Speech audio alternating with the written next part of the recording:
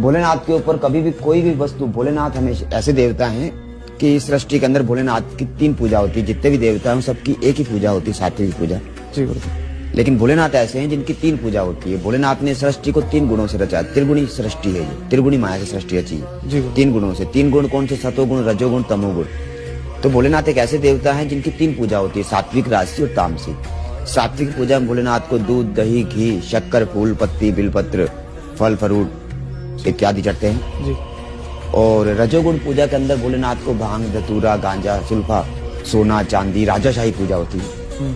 और तमोगुण के अंदर भोलेनाथ को मुर्दे की भस्म चढ़ती है, जो महाकाल ज्योतिर्लिंग, जो मुर्दे की भस्म चढ़ती है। भोलेनाथ अघोर है, भोलेनाथ से बड़ा कोई अघोर नहीं है। महेशा नाम परो देवो महिमनो नाम पर आस्तुति, अघोरा नाम परो मंत्रो नास्ति तत्व गुरु पर। तो भोलेनाथ से परे कोई दूसरा देवता नहीं। तो भोलेनाथ ऐसे देवता जिनकी 3 पूजा होती है, सात्विक, राजसी और तामसिक। और जो जैसा उनकी पूजा करेगा वो उसी तरीके से, सात्विक पूजा करेगा व्यक्ति तो वो परमात्मा के सौम्य दर्शन को प्राप्त करेगा और परमात्मा सदाशिव के धाम को ही प्राप्त होगा वो। और अगर वो रजोगुण पूजा करता है तो वो राजाशाही पूजा होती है, जिससे वो मनुष्य को धन धान्य से, जमीन से संबंधित कर्म उनके पूर्ण होते हैं। और तमोगुण पूजा के अंदर भोलेनाथ को मुर्दे की भस्म चढ़ती है। तो अगर उसके अंदर वो सम्मिलित होता है, जैसे कि भारत के अंदर कामरू की कामाक्षी, मदुराई की मीनाक्षी, रामेश्वरम की शयन आरती, काशी विश्वनाथ की मंगला आरती और महाकाल की भस्म आरती।